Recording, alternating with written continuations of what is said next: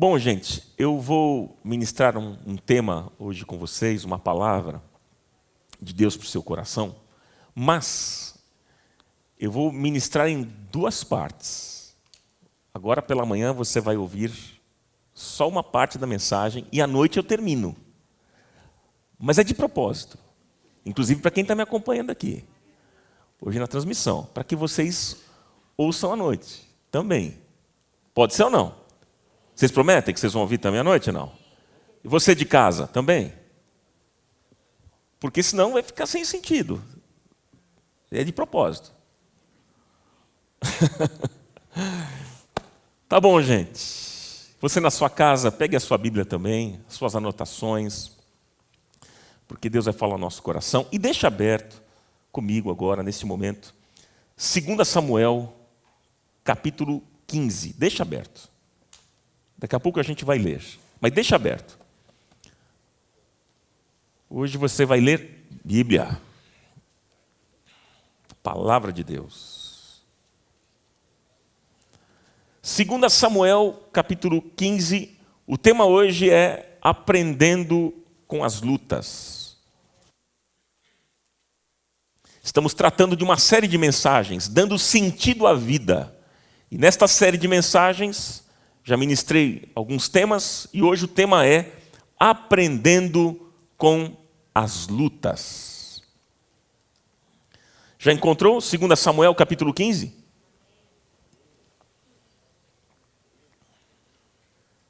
Aqui, ó, fazendo o comercialzinho da nossa comunidade, hein? O pessoal às vezes manda mensagem para mim, Ronaldo, como é que eu consigo uma caneca daquela? Com o logo da comunidade. Vocês gostaram, gente? O pessoal da TV aí, a turma aqui também? Vocês querem? Vou pensar no caso de vocês. Vai orando. Ora aí, irmão. Vamos lá, gente. Deixa eu perguntar para vocês. Vocês têm enfrentado lutas? Crises? Dificuldades? Amigos, Jesus nos preveniu que neste mundo nós teríamos aflições. Jesus disse, no mundo tereis aflições. Gente, e a vida é assim. A vida é assim, você resolve um problema, logo aparece outro. E você resolve outro problema e logo surgem mais dois. Aí você resolve mais dois problemas e aí surgem mais 4. Parece que essa é a dinâmica da vida, você fica bem, mas logo isso passa e surge uma outra tribulação. Se você ainda não entendeu isso, eu queria te dar uma notícia. Vai ser assim até o fim. Não briga comigo não. Porque quem disse isso foi o próprio Jesus. Jesus disse, no mundo tereis aflições, enquanto a gente estiver aqui. Por isso que a nossa segurança não está aqui. A nossa segurança está na eternidade com Deus. Lá sim, não haverá mais dor, pranto, choro. Você não vai precisar pagar mais IPTU, IPVA, dívida, tomar remédio, Buscopan. Acabou. Acabou. Lá nós estaremos diante do Rei dos Reis e do Senhor dos Senhores, exaltando e glorificando o nome dEle. Glória a Deus. Olha, gente, eu vi que teve uns esboços aqui de aplausos. Você pode aplaudir aqui, viu? Não tem problema, não. A igreja continua igual. Você em casa pode fazer o mesmo. Queridos. Pois é. Gente, a luta faz parte da vida e a vida é uma luta contínua. Se você observar a vida de grandes homens de Deus na Bíblia, você vai ver que é assim mesmo. Que eu não estou inventando conversa aqui. É assim. Talvez você imagine que Moisés não tinha problemas. Não, Moisés tinha mais do que você, tinha mais problemas do que você tem. Ou então alguns podem pensar que o apóstolo Paulo também não tinha tantos problemas assim.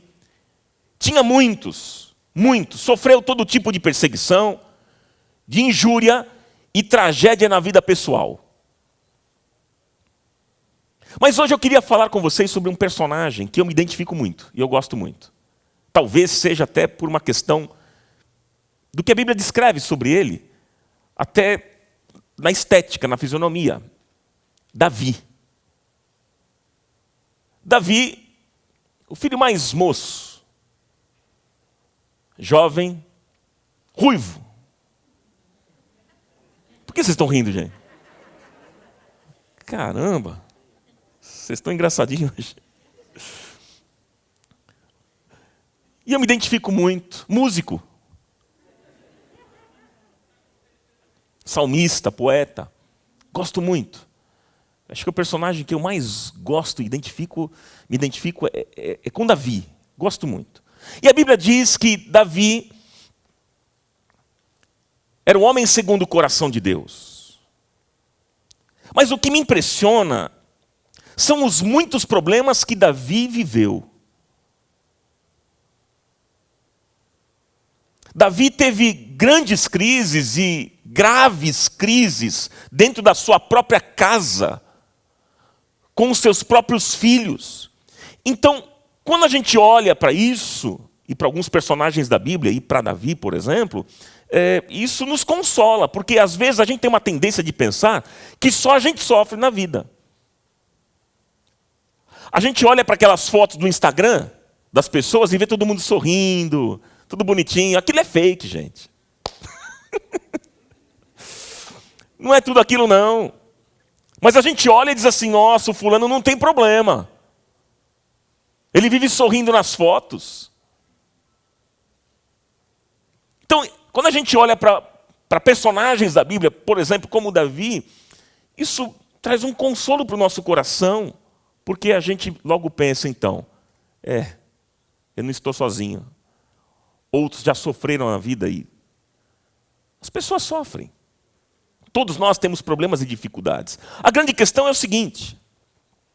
A grande questão, meus irmãos, é quando nós estamos no problema, nós estamos no olho do furacão e nós não vemos nada, nós não enxergamos nada, nós vemos apenas a crise, nós vemos o conflito, a dívida, a frustração, a raiva. E aí nós enxergamos apenas aquilo que está à nossa volta. Enxergamos apenas aquilo que está ao nosso redor. E aí nós somos tentados a pensar o seguinte: Deus me abandonou. Deus me deixou. Deus não tem olhado para a minha causa. Eu acho que Deus escreveu meu nome num papel e jogou fora. Essa é a tendência. Nós jogamos sobre Deus a culpa das coisas ruins que nos acontecem. Mas eu tenho uma boa notícia para te dar nesta manhã. Fique tranquilo. Porque Deus aguenta o tranco das nossas brigas com Ele. Deus aguenta. Fique tranquilo.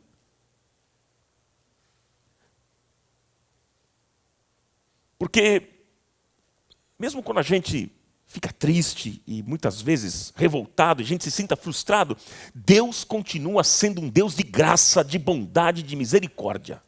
Ele não muda. E é bom isso, não é não, gente? Isso traz um alento para o nosso coração. E eu quero dizer para você aqui nesta manhã, você que me acompanha nessa transmissão, vocês, meus amados, queridos irmãos, que por mais que você não entenda o porquê e o para quê daquilo que você está passando na sua vida, meu irmão, minha irmã, e que isso cause tristeza e até mesmo por vezes revolta no seu coração, você precisa entender que todas as coisas cooperam para o bem daqueles que amam a Deus. Quantos aqui amam a Deus? Deixa eu ver a sua mão. Pois é, se você ama a Deus, todas as coisas que acontecem com você cooperam para o seu bem. Mas, gente, o que é que foi que aconteceu na vida de Davi de tão ruim, hein? De tão desagradável?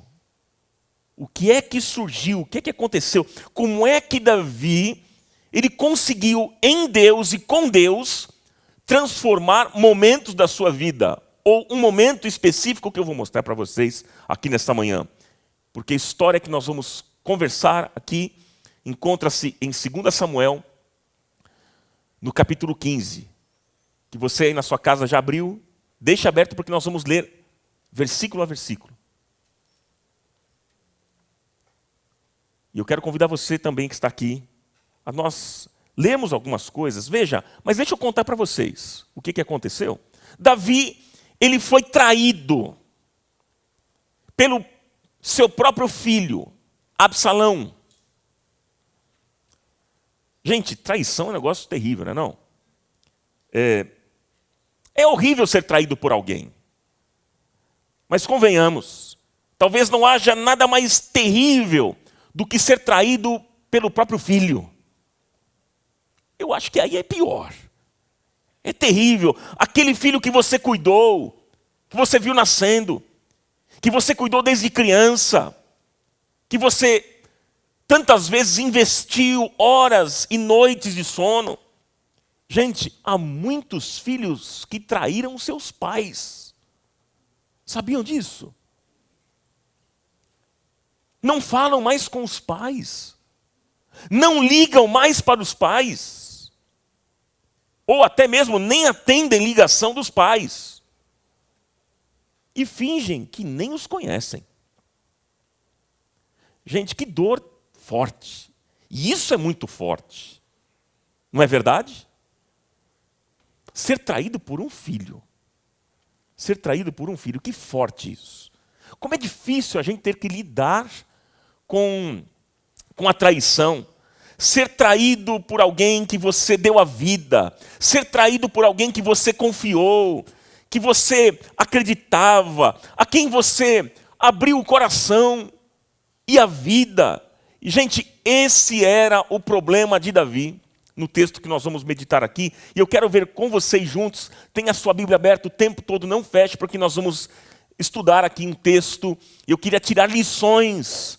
Conforme a gente for lendo aqui os versículos, nós vamos aprendendo lições para a nossa vida. Amém, queridos? Lembrando a vocês que essa história vai terminar à noite. Vamos lá. 2 Samuel, capítulo 15, verso 1. Diz assim: algum tempo depois, Absalão adquiriu uma carruagem, cavalos e uma escolta de 50 homens. Veja aqui, meus irmãos. Absalão só tinha isso porque ele era filho do rei. Senão ele seria um homem qualquer trabalhando naquele tempo. Ok? Versículo 2. Ele se levantava cedo. Olha o que Absalão fazia.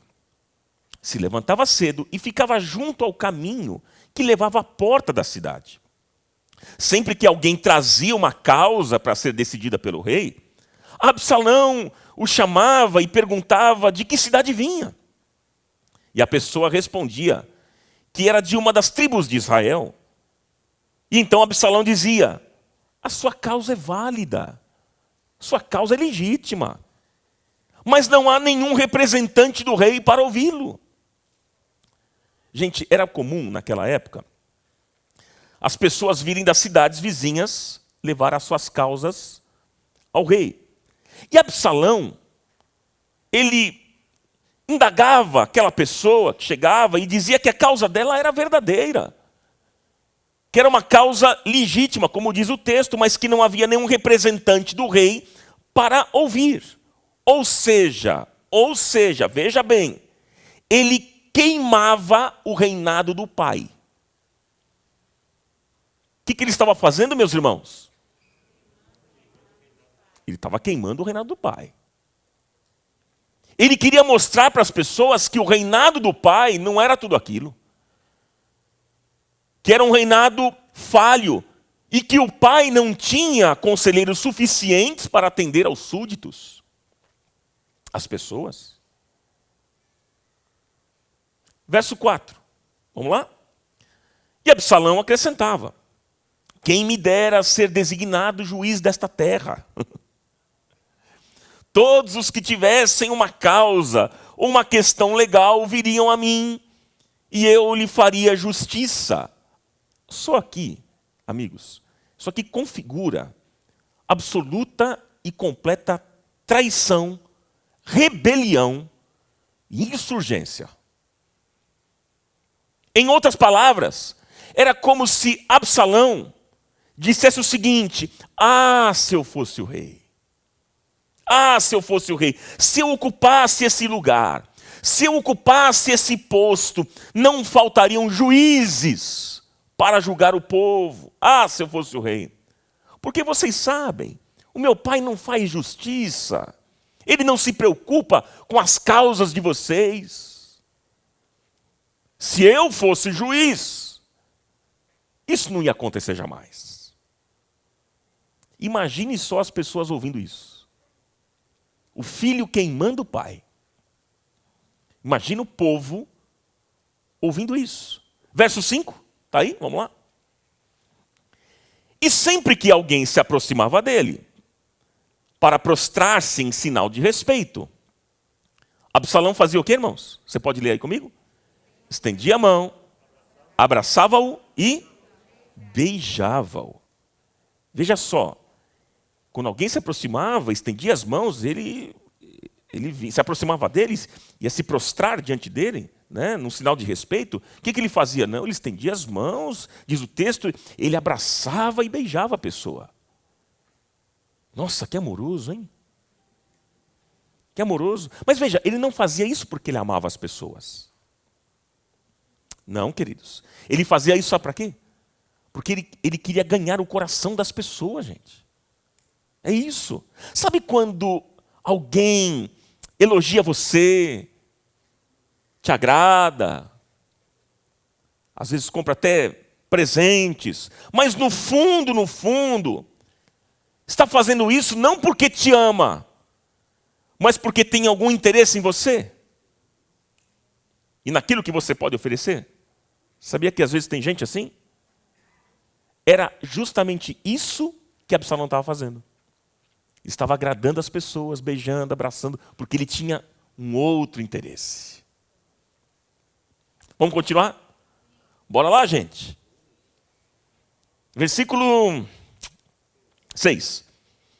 Absalão agia assim com todos os israelitas que vinham pedir que o rei lhes fizesse justiça. E assim, o que aconteceu, irmãos? Vamos ler juntos? Ele foi conquistando a lealdade dos homens de Israel. Olha a estratégia política dele, gente. E depois, logo no versículo 7, vai mostrar que ele fez isso por 4 anos. Não foi um dia, não foi uma semana, não foi um mês. Alguns meses, não. 4 anos. O que eu entendo então, gente? Que a traição não começa da noite para o dia, do dia para a noite. Envolve tudo um processo. Traição, gente, é uma ação maligna que vai sendo praticada aos poucos. Que foi o que aconteceu aqui nessa história. Absalão fez isso. E por muitos anos, a Bíblia diz que ele se sentou na porta da cidade e ele foi roubando a lealdade e o coração do povo. Versículo 7, vem comigo, vamos lá. Ao final de 4 anos, Absalão disse ao rei, e agora ele diz para o pai, o rei: Pai, deixe-me ir a Hebrom para cumprir um voto que eu fiz ao Senhor. Quando teu servo estava em Jesur, na Síria, fez este voto: se o Senhor me permitir voltar a Jerusalém, prestarei culto a ele em Hebrom. E disse o rei: vá em paz, filho, vá em paz. E Absalão foi para Hebrom. Veja, observe que aqui Absalão usa uma coisa muito comum no meio da igreja, no meio dos crentes: a capa da religião. Uma falsa piedade. Uma hipocrisia sem tamanho. Para enganar o próprio rei, o seu pai, dizendo, como diz o texto: Pai, me deixe ir até Hebrom, porque eu fiz um voto a Deus. Olha a capa da espiritualidade dele. E o rei autorizou. Você sabe que às vezes, deixa eu falar uma coisa importante para vocês, às vezes me incomoda quando as pessoas dizem assim: olha, eu vou sair daqui, desta comunidade, e vou para outro lugar, porque Deus falou comigo. É algo de Deus. Deus falou. E quando a pessoa fala que Deus falou, como é que você vai questionar algo que Deus falou? Deus falou, está falado, tá bom então, foi Deus que falou. É impressionante, Deus falou comigo. As pessoas usam dessa capa da espiritualidade, usam o nome de Deus, meus irmãos, mas na verdade existe uma intenção errada no coração, uma má intenção no coração, porque você pode fazer coisas boas com uma intenção errada no coração. Porque Deus, meu irmão, minha irmã, Deus não vê apenas o que você faz, mas Deus vê o que está por detrás daquilo que você faz. E você pode ter uma atitude com uma capa espiritual bonitinha, mas se por trás tem projeto iníquo, tem motivação errada, intenção ruim, Deus não se agrada. Deus não compactua com isso. Não vai ter a bênção de Deus. Quero que você saiba, se você procura fazer isso, que às vezes as pessoas não têm coragem de falar o que elas pensam, e elas usam o nome de Deus. A intenção errada no coração. E se você fizer isso, você pode ter a plena convicção, meu irmão, minha irmã, você que me assiste aqui nesse auditório, não vai ter a bênção de Deus. Você vai sair, vai para tudo quanto é canto, vai bater cabeça, quebrar cabeça em tudo quanto é canto, e não vai ter a bênção de Deus. Por quê? Porque Deus olha o coração. Deus vê além do que os nossos olhos veem. A gente vê o aparente, mas Deus olha o quê? O coração. E você vê aqui essa história, Absalão? Não, vou lá, voto a Deus. Olha que espiritual, que coisa linda. Que coisa linda, que homem espiritual. Mas Deus conhecia o coração. Deus conhecia o coração. Vamos continuar, gente? Você não está perdendo a história não, né? Está concentrado aí? Vamos lá? Versículo 10. Absalão enviou secretamente mensageiros a todas as tribos de Israel, dizendo: assim que vocês ouvirem o som das trombetas, digam: Absalão é rei em Hebrom. Agora, gente, na sua conspiração, Absalão tinha lugar. Ele tinha cidade onde ele começaria esse movimento de rebelião e de levante contra o rei de Israel, o seu próprio pai. A mensagem era, diz o texto: quando vocês escutarem a trombeta, gritem: existe um rei e o rei é Absalão.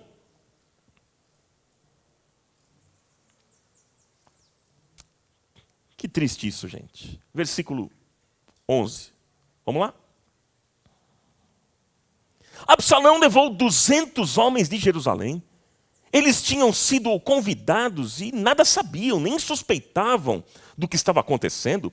Depois de oferecer sacrifícios, Absalão mandou chamar Aitofel, que era de Gilo, conselheiro de Davi.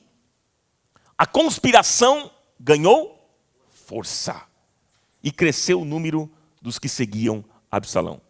Deixa eu dizer algo importante para vocês aqui nessa manhã. Repare que sempre tem pessoas que irão seguir os rebeldes. Sempre tem pessoas que seguem, que vão seguir os rebeldes, os bobinhos. Pois é. Sabe, quando as pessoas não estão firmes, quando as pessoas não conhecem Bíblia, quando as pessoas não estão seguras, elas vão seguir quem está promovendo rebelião. Não tem jeito. Isso é uma coisa verdadeira. Você vê que interessante, um texto escrito há, sei lá, mais de 3.000 anos atrás, mostra um quadro do que a gente encontra nesses dias. Eu estou 47 anos dentro de igreja. Meu pai sempre pastoreando, eu sempre vi essas coisas acontecendo. Muita gente fraca segue rebelde. Que triste isso. Isso acontece com gente que é atraída pela enganação e falácia dos rebeldes, que acabam afetando e levando outros com eles. Gente fraca que acaba abandonando o reino, a sua comunidade. E diz o texto que o número dos que o seguiam, diz o texto aqui, crescia. A conspiração havia agora tomado força, gente. Tomou força. Vamos continuar. Tem mais? Deus está falando no seu coração até aqui ou não?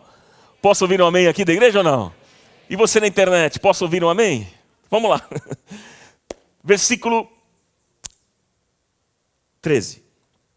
Então um mensageiro chegou e disse a Davi: os israelitas estão com Absalão. Então Davi disse aos conselheiros que estavam com ele em Jerusalém: vamos fugir, caso contrário não escaparemos de Absalão. Se não partirmos imediatamente, ele nos alcançará, causará a nossa ruína e matará o povo à espada. Gente, aqui nós temos um dos episódios mais tristes da Bíblia e na vida de uma família. Por que Davi disse isso sobre o seu filho? Olha o que ele disse: vamos fugir. Caso contrário, nós não vamos escapar de Absalão. Davi está dizendo isso. Se a gente não partir agora, ele vai nos alcançar, vai causar a nossa ruína e vai nos matar à espada. Davi, o pai, dizendo isso. Por que ele disse isso? Sabe por quê? Porque ele conhecia o coração daquele filho. Ele sabia do que Absalão era capaz de fazer. Ele sabia. Versículo 15 e 16. Os conselheiros do rei lhe responderam: teus servos estão dispostos a fazer tudo o que o rei, nosso senhor, decidir. O rei partiu, seguido por todos os de sua família, deixou, porém, 10 concubinas para tomarem conta do palácio. Aqui é interessante porque esse era um dos problemas na vida de Davi, a poligamia. A poligamia, gente, nunca foi algo aprovado por Deus. Não. Davi, naquela época, tinha muitas mulheres e depois um dos seus filhos, que a gente conhece tanto, Salomão, ele teve 1000 mulheres no seu palácio. Você imagina aguentar 1000 mulheres no palácio? Parabéns pro irmão lá. 1000? Falando todo dia. Vocês estão dando risada, né? Não, mas as mulheres são uma bênção, não é, gente? Cadê as mulheres aqui? Deixa eu ver nessa manhã. Vocês são uma bênção. Vamos aplaudir as mulheres. Vocês são. Você em casa também aplauda a sua esposa, sua filha. Mas Deus nunca aprovou isso. Deus nunca aprovou. Esse era um erro na vida de Davi. Esse era um problema na vida de Davi. Versículo 17, vem comigo. Assim o rei partiu com todo o povo.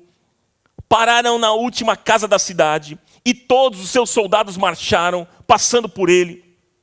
Todos os queretitas e peletitas e os 600 giteus que o acompanhavam desde Gate.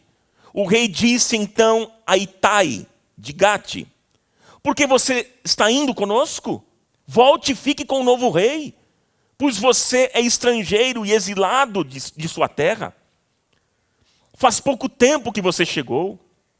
Como eu poderia fazê-lo acompanhar-me? Volte e leve consigo os seus irmãos.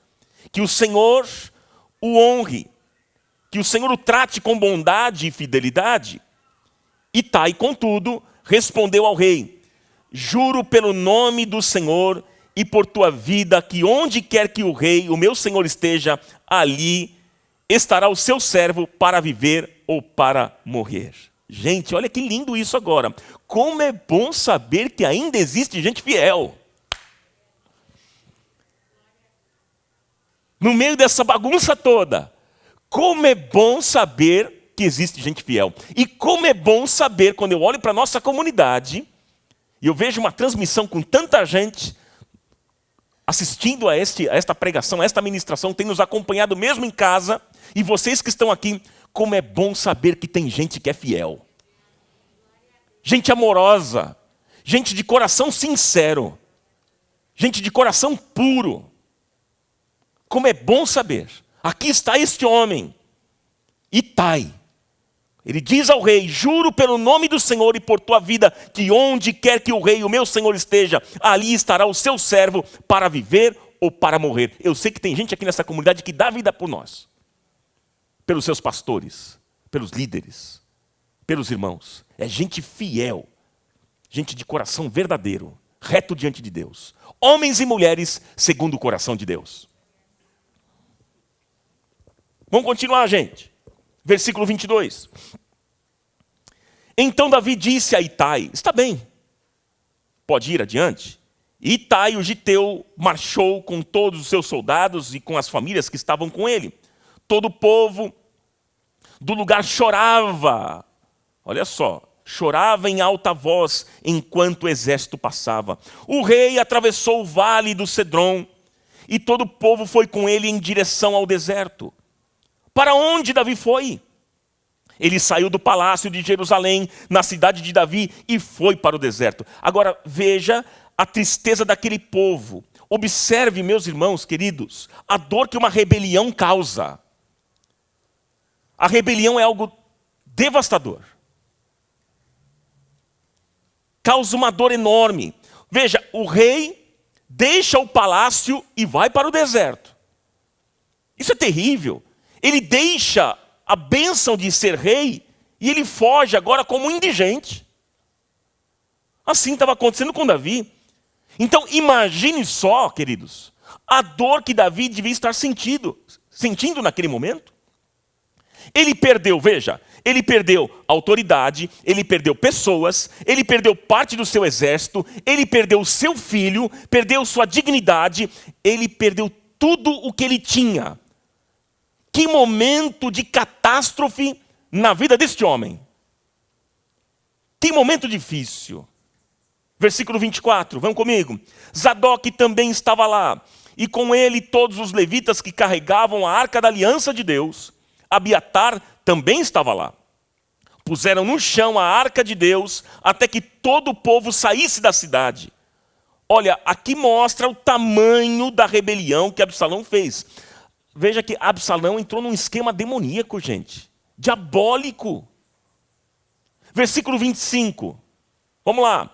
Então o rei disse a Zadok: leve a arca de Deus de volta para a cidade. Se o Senhor mostrar benevolência a mim, ele me trará de volta e me deixará ver a arca e o lugar onde ela deve permanecer. Mas se ele disser que já não sou do seu agrado, aqui estou. Olha a postura de Davi, amigos. Faça ele comigo o que for da sua vontade. Eu fico observando a resiliência de Davi. Imagina você, imagina eu, nós perdermos casa, trabalho, amigos, filhos. O que nós faríamos? O que faríamos, meus amigos? Talvez nós ficássemos irritados, bravos, indignados, revoltados com Deus e dizer: Senhor, por que tu permitiste isso? Por que o Senhor permite uma coisa dessa? Eu não aceito. Eu rejeito isso, Deus. Mas Davi, sabe o que ele disse? Fale ele comigo aquilo que for de sua vontade. Faça ele comigo, diz o texto. Faça ele comigo aquilo que for de sua vontade. Vocês lembram da oração de Jesus? Quando Jesus disse: seja feita a tua vontade, aqui na terra, como ela é feita nos céus. Gente, como é difícil orar assim. Que oração difícil, como é difícil a gente orar, porque muitas vezes a vontade de Deus não corresponde à nossa vontade, com aquilo que nós queremos. E quando você entrega o controle da vida a Deus, você tem que se submeter a Ele. Você já entregou o controle da sua vida ao Senhor? Você precisa se submeter a Ele. Agora Davi já não tinha mais o controle de nada. Agora a casa caiu. Ele não tinha o controle sobre aquela rebelião que dividiu o povo, arrasou aquela nação. Ele não tinha mais o controle. Versículo 27. Disse ainda o rei ao sacerdote Zadok: fique alerta, volte em paz para a cidade, você, Ahimaás, seu filho, e Jonatas, filho de Abiatar. Junto às torrentes do deserto ficarei esperando notícias de vocês. Então Zadok e Abiatar levaram a arca de Deus de volta para Jerusalém e lá permaneceram. Olha, amigos, Deus havia dito que a arca não podia sair da cidade. Essa era uma orientação de Deus. A arca não sai da cidade. E Davi, o que me chama a atenção é que Davi mantém o pacto com Deus. Ele mantém o pacto. Não, a arca vai ficar lá. Ele sai, mas a arca fica. Ele mantém o pacto. E aí eu fico pensando o seguinte: quando as coisas estão contrárias a nós, o que a gente faz? Sabe o que normalmente a gente faz, meus irmãos? Quando as coisas estão contrárias a nós, a gente chuta tudo. A gente arrebenta o balde mesmo. A gente não quer nem saber. Nós não cumprimos os votos que fizemos ao Senhor, nada. Nada. Eu fico pensando quantos e quantos param de, às vezes, de dar o seu dízimo, a sua oferta, porque alguma coisa deu errado na vida. A gente quebra voto com Deus assim numa boa. Quantos param de servir ao Senhor por revolta? Quantos e quantos? Meus irmãos, nós temos muitas vezes atitudes de rebelião contra Deus. Isso é muito triste. Mas Davi, o texto mostra que Davi passou por tudo isso. Passou, e ele manteve os seus votos. Gente, guarde o que eu vou dizer aqui nesta manhã. Os nossos votos de fidelidade, primeiramente, são a Deus. Eu posso ouvir um amém aqui nessa manhã? Os nossos votos de fidelidade, primeiramente, são a Deus. A Deus. Guarde isso no seu coração. E não depende de pessoas, de lideranças, de pastores, de igrejas. Não depende disso. Nada pode fazer você quebrar um voto com Deus. Porque os votos que você fez com Deus são sagrados. Ninguém toca. E Davi, o que ele faz? Ele manda voltar a arca. Não, volta para lá. Que atitude linda. E ele mantém os seus votos. Mesmo no tempo de deserto e aperto da vida dele. Hein? Vamos continuar? Versículo 30. Davi, porém, continuou subindo o Monte das Oliveiras, caminhando e chorando, e com a cabeça coberta e os pés descalços.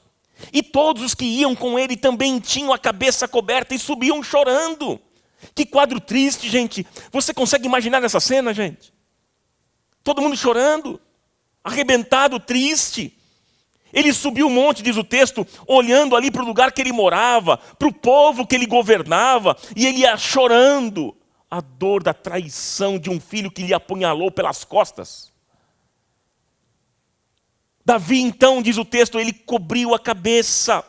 Só se cobria a cabeça em ato de humilhação. No lugar da coroa do rei tinha um pano sujo. E Davi, diz o texto, tirou os sapatos e subiu descalço o monte. E todos os que iam com ele também tinham a cabeça coberta e estavam chorando, diz o texto. Eles tinham a cabeça coberta e também estavam chorando.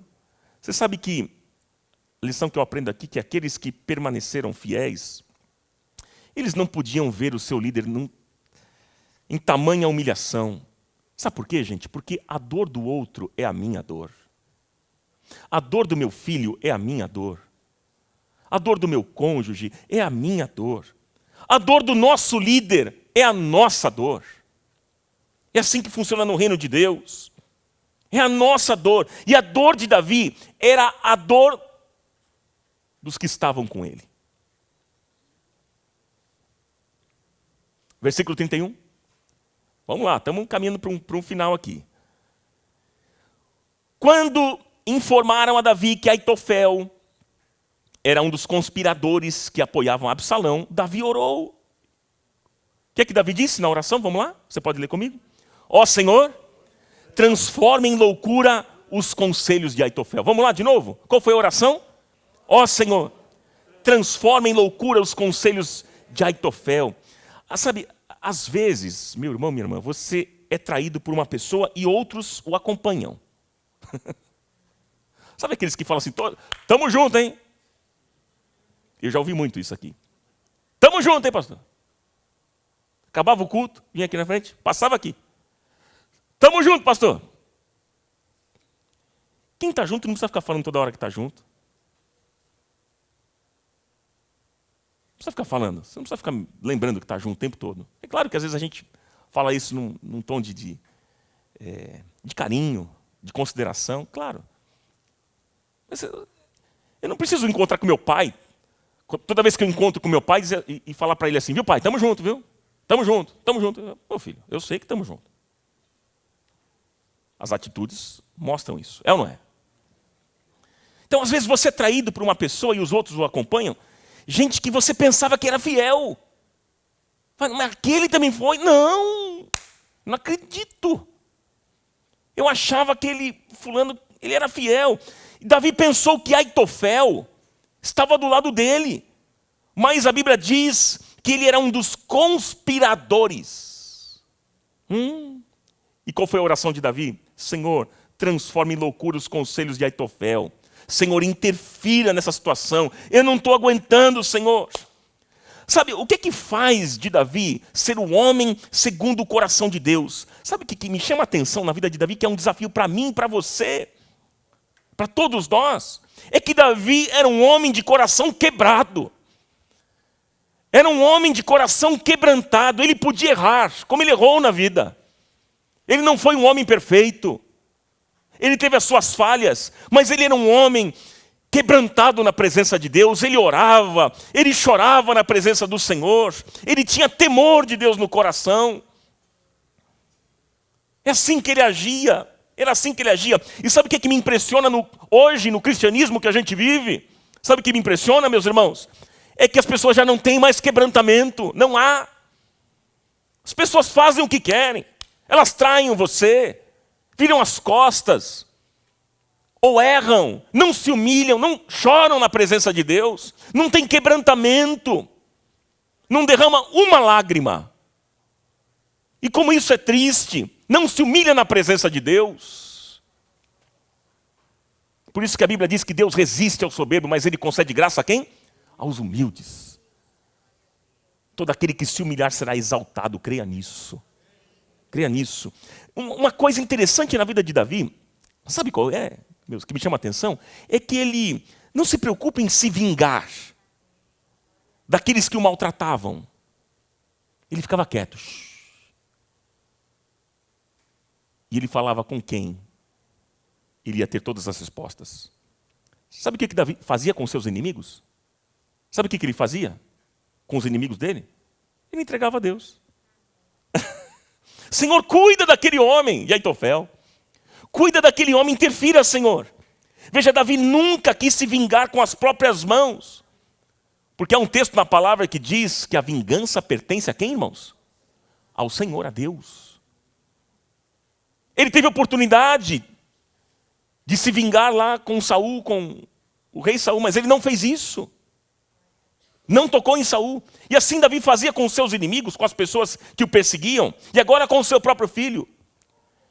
Ele não coloca a mão, e ele entrega a situação a Deus. Deixa eu dizer para você que me acompanha nessa transmissão, e aqui que está, vocês que estão nesse auditório, se alguém te fez mal, se alguém te traiu, te machucou, ore e diga, Pai, aqui está a minha dor, aqui está a minha dor.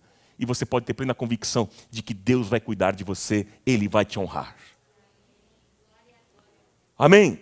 Seja fiel, apenas. E não faça a mesma coisa que aqueles que estão te traindo fizeram. Não pague com a mesma moeda. Fica em silêncio. Estão falando de você? Deixa falar. Deixa falar. Não pague com a mesma moeda. Mas siga a palavra de Deus. E o Senhor vai honrar a tua vida. Versículo 32 e agora em diante, para a gente caminhar para um final antes da conclusão. Olha só. Estão sendo abençoados, queridos, nessa manhã? Deus tem sido bom está falando conosco. Quem tem ouvidos para ouvir, ouça. Quando Davi chegou ao alto do monte, ao lugar onde o povo costumava adorar a Deus, veio ao seu encontro o arquita Uzai, com a roupa rasgada e com terra sobre a cabeça. E Davi lhe disse, não adianta você vir comigo, mas se voltar à cidade, poderá dizer a Absalão, estarei a teu serviço, ó rei. No passado, estive a serviço do teu pai, mas agora estarei a teu serviço. Assim você me ajudará, frustrando o conselho de Aitofel.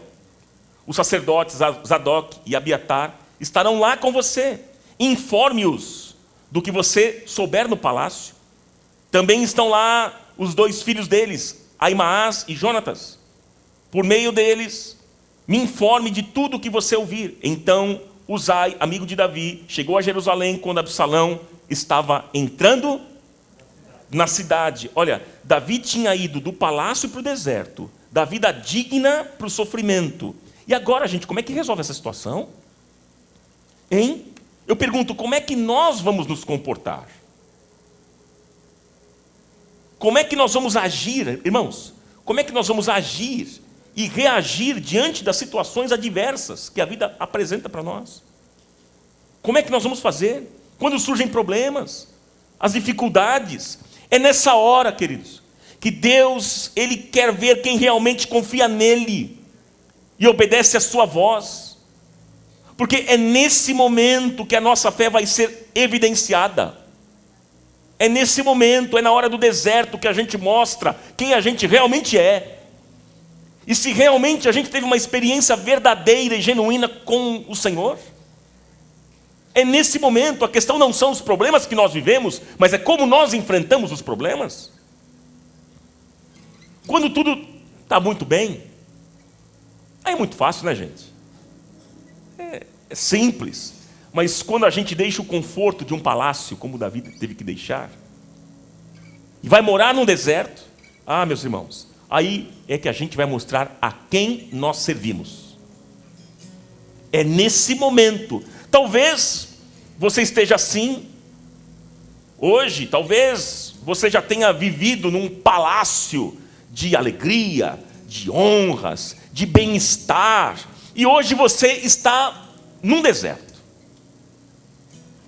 enfrentando lutas, dificuldades, mas agora é o momento que Deus vai agir na sua vida. Quantos creem nisso, digam amém. É no deserto que Deus realiza milagres. E mais, o milagre que Deus for realizar não precisa da ajuda do homem. Não precisa da ajuda do homem. Não precisa de curandeiro. Não precisa do profeta X ou Y, da profetisa, do missionário, não. Porque quando Deus age, ninguém pode impedir. Então creia nisso. Creia nisso. Agindo o Senhor, ninguém pode impedir. Glória a Deus por isso, queridos. E Davi, agora, é neste momento que ele escreve uma das poesias mais lindas da Bíblia. E esta poesia eu vou ler à noite. Por quê? É a segunda parte da mensagem. Vocês estão pensando que é o quê?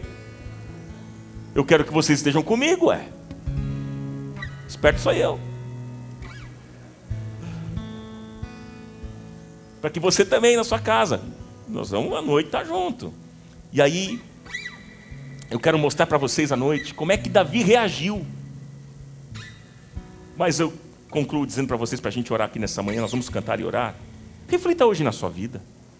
Reflita hoje nos seus problemas, nos seus desertos. Talvez você tenha vivido a dor de uma traição também. Sim. Quem sabe você esteja triste com Deus, decepcionado com Deus. Fique tranquilo que Deus aguenta os trancos das suas brigas com Ele. Ele é um Deus de amor, de graça e misericórdia. Fique tranquilo por isso. Mas eu creio também que neste momento Deus falou com você através dessa palavra. Amém.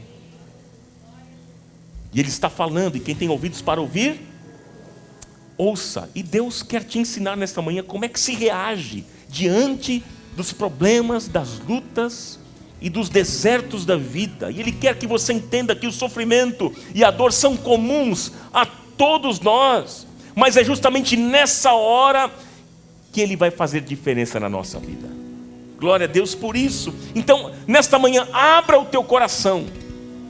Nós vamos orar daqui a pouquinho e você vai abrir o teu coração e você vai dizer para Deus: Pai, eu estou nesse deserto. Pai, eu estou sofrendo. Eu estou em crises. Eu estou decepcionado. Eu preciso que o Senhor me ajude a entender como é que eu devo reagir. Me ajuda, Pai. E Ele vai te ajudar. Essa história triste tem a ver com muitos de nós, que um dia também fomos traídos. Que fomos, muitos de nós, apunhalados pelas costas, de pessoas que se diziam muito amigas da gente. Que diziam, estamos juntos. Hashtag TMJ.